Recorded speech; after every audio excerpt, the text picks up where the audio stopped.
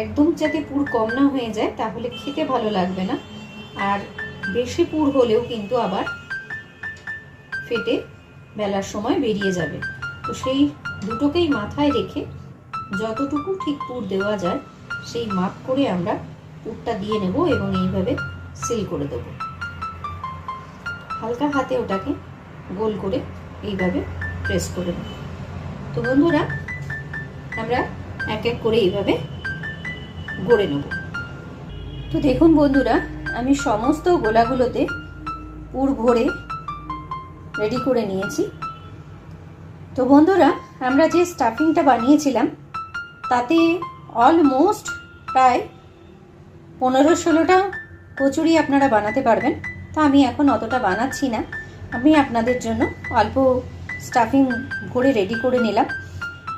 খুব সামান্য এক ফোঁটা তেল দিয়ে হালকা হাতে প্রেস করে গোল গোল করে লুচির মতন বেলে নিয়ে ছাকা তেলে ভেজে নিলেই কড়াইশুঁটির কচুরি একদম রেডি।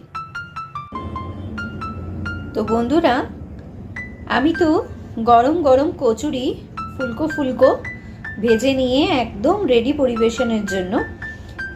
আপনারাও আপনাদের বাড়ির সকলের জন্য এই শীতের দিনে গরম গরম কড়াইশুঁটির কচুরি আর সাথে ইচ্ছা মতন কিছুই পরিবেশন করতে পারেন। আমি যেমন আজকে আলুর দম পরিবেশন করেছি, এর সাথে ছোলার ডালও খুব ভালো যায়।